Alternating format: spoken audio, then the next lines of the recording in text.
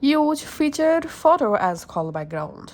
Open the phone app, select keypad, tap on this three dot, settings, and you directly jump into your call settings page.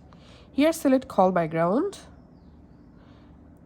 and tap on background, and now here we can see the featured section. To select a new call background from featured section, just tap on featured, and now from this featured section you can go ahead and select a different call background and then tap on set as call background, and your background will be applied.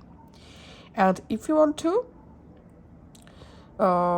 add a new background for your call, you can select your gallery, and now from your gallery go ahead and select a different photo for your call background, tap on set as call background, and that's it.